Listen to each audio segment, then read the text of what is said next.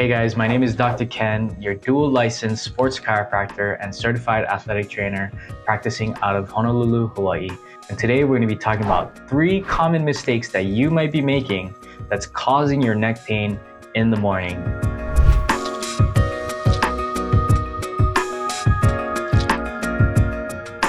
Two of the 3 most common mistakes that we're going to be talking about today could even actually be causing some nerve compression or pinching, and perhaps even shooting down the shoulder blade, or even down the arm.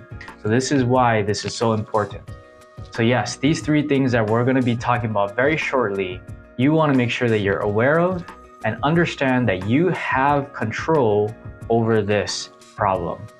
So we already know that neck pain is commonly associated with poor posture, previous histories of traumas, age, wear and tear. So don't forget that having a good posture is actually vital to having a healthy neck, and that ergonomics while you're working on a laptop or computer at work is very important. So let's get into the 3 most common mistakes that you might be doing that is causing your neck pain. The first common mistake that people are doing that is causing neck pain or neck stiffness is actually sleeping with wet hair. Yes, wet hair, especially on a cool night, can cause morning stiffness or morning neck pain when you wake up. So you might be thinking, why? Why does wet hair cause neck pain? So I want you to imagine this. When we take a cold shower or an ice bath, our natural body's reaction is to actually stiffen up. And it's the same principle.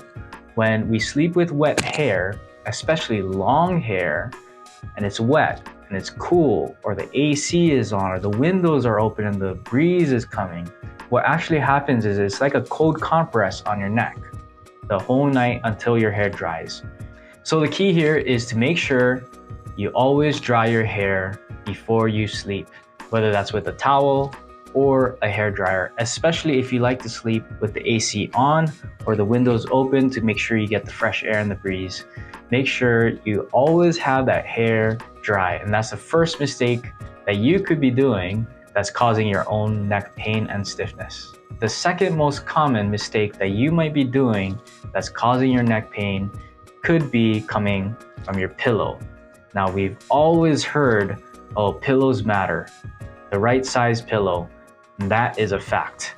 And you could be causing your own neck pain by using the wrong pillow, depending on your sleeping style. So we're gonna talk about the 3 most common sleeping styles, which is on your back, on your side, and for those of you sleeping on your stomach, stop doing that because that's not the best, but we're still gonna go over it. So the general principles of sleeping with the right pillow is dependent on your sleeping style.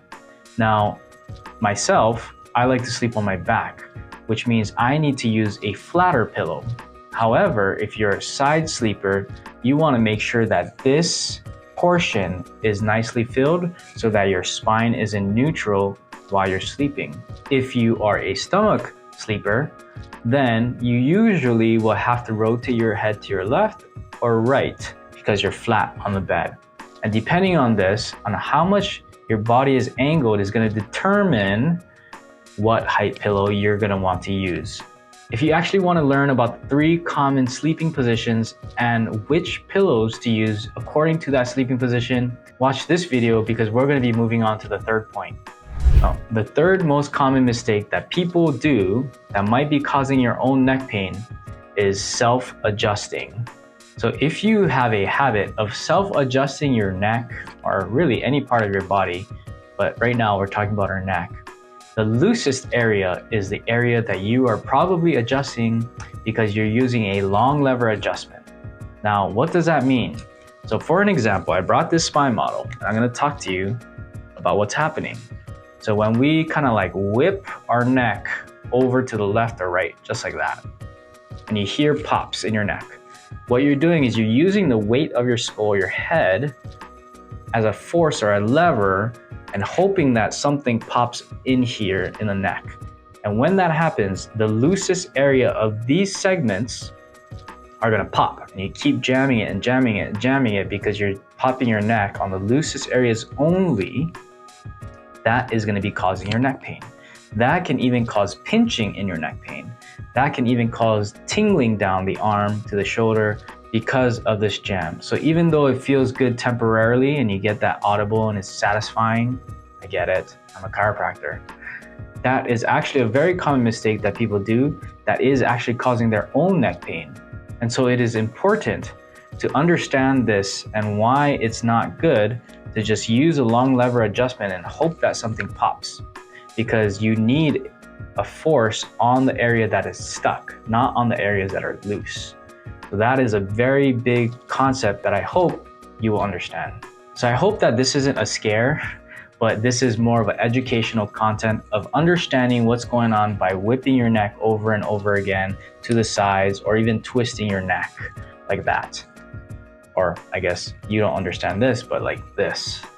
So what usually happens is the loosest area is going to go, and that area that gets jammed, that's the first phase of mechanical neck pain. What that means is there's 5 phases to mechanical neck pain. The first is joint restriction.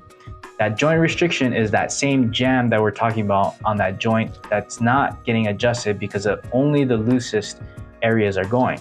So let's say we have a joint restriction right here, and we keep trying to adjust and adjust and adjust. And have you ever had an adjustment, or you tried to adjust and it actually doesn't go? That's probably because the area that's stuck isn't going anymore. That first phase is joint restriction. After that joint restriction, it leads into sprain and strain. Now, when you continue to force something that your body doesn't want, then it's going to lead into sprain and strain. After that, it's going to lead into degenerative joint disease, which is that this joint will start to degenerate and have bony spurs. That will also then, the fourth phase is going to be degenerative disc disease. It's going to start to affect the discs in your neck. And the final step of mechanical neck pain is going to be stenosis in your neck, where the nerves don't have enough space for it to flow out, or even within the spinal cord. Now, if you are a person that falls into all of these 3 common mistakes, well then good luck. No, I'm kidding.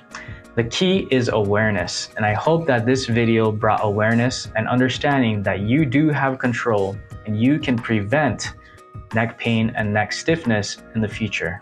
Thanks for tuning into our channel. I hope you found it valuable. Neck pain is so common that we made multiple videos on how to get rid of kinks out of your neck, how to safely adjust your own neck, how to get rid of headaches, multiple videos on how to help you guys get out of neck pain and headaches.